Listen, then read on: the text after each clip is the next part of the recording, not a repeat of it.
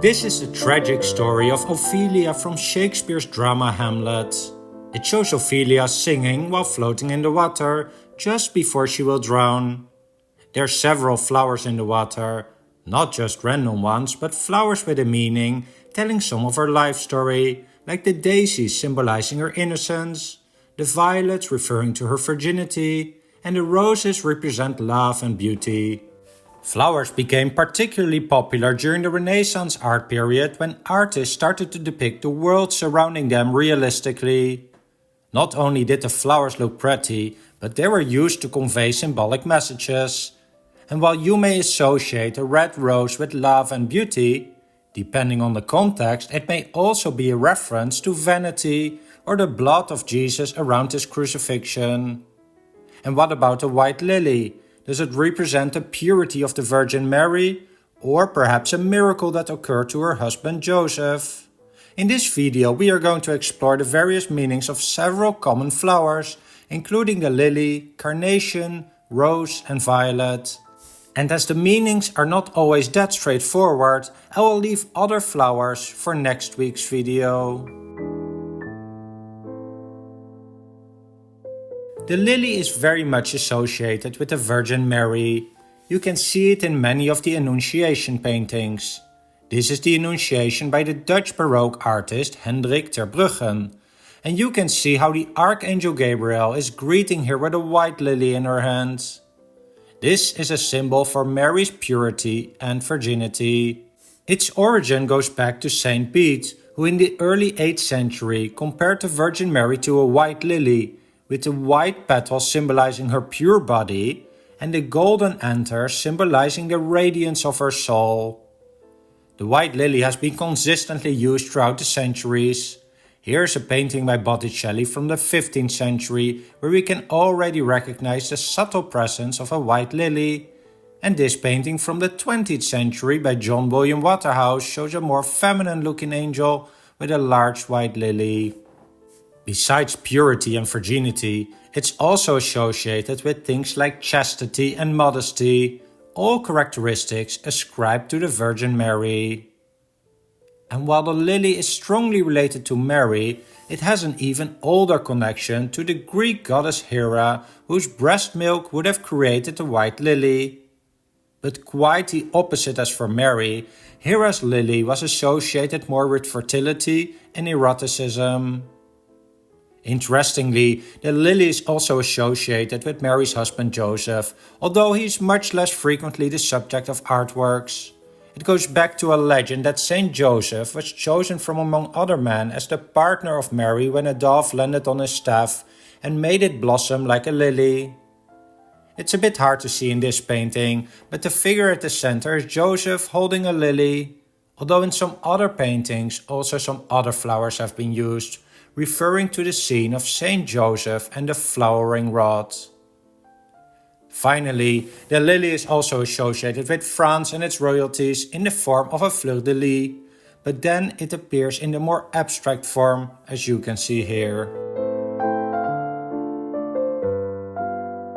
In art history, the carnation is most often used in pink and red. When it is pink, it's also simply referred to as a pink, in which case it symbolizes earthly love and marriage, like in this painting by Rembrandt entitled Woman with a Pink. And also in this work from around 1490 by Hans Memling. But Raphael used a pink carnation differently. Mary is handing over the carnation to baby Jesus as a symbol of divine love, and according to legend, this was the flower that sprung from the earth where the tears of the Virgin Mary fell during the Passion of Christ, and therefore the pinks here can also be interpreted as a reference to the future crucifixion of Jesus, which is the case in this painting by Bernardino Luini from around 1515, at least looking at the demeanor of the Virgin Mary. The use of the carnation is very similar in this painting by Leonardo da Vinci, but he used a red version instead of a pink one. A rose is perhaps the most popular flower in the world, and that also means that it has been associated with several different symbolic messages. We mostly associate the red rose with love and beauty, but it's also related to power, royalty, and sensuality. And when shown in the Virgin Mary's hand, it can refer to several other things, like the shedding of the blood of Christ or the charity of the Virgin. But it can also refer to the role of the Virgin Mary as the bride of Christ, as we can see in the painting from 1440 by Filippo Lippi, entitled Madonna and Child Enthroned with Two Angels. Related to the symbol of a rose is the common Catholic practice of praying with a rosary, which originally refers to a crown or garland of roses. It's a physical string of knots used to count the component prayers, and it is present in quite some paintings, like the Madonna of the Rosary by Caravaggio. In Protestant circles, the rose had more somber associations. For example, a Vanitas still life with a skull, a book and roses from around 1630 by Jan Davids de Heem includes the roses as a symbol of earthly pleasures and the transience of beauty, meaning that the rose may be pretty and attractive now, but that it will soon wither. The rose is obviously associated with many more stories, like the miracle of the roses by various saints, but the ones discussed above are some of the most common ones. And maybe in the future I will discuss something about the meaning of different colors of roses, if I gather good enough materials. This is a Madonna and Child from 1480 by Carlo Crivelli, and at the bottom we can see two flowers. On the left is the Carnation, as discussed earlier, a symbol of the Passion of Christ, and on the right is the violet, which speaks once again about the Virgin's character and specifically her humility. It is not always easy to figure out where the origins of symbolic meanings of flowers come from. Sometimes there's a clear story from the Bible or mythology that is at its base, and sometimes it is based upon the expressions of medieval writers and saints.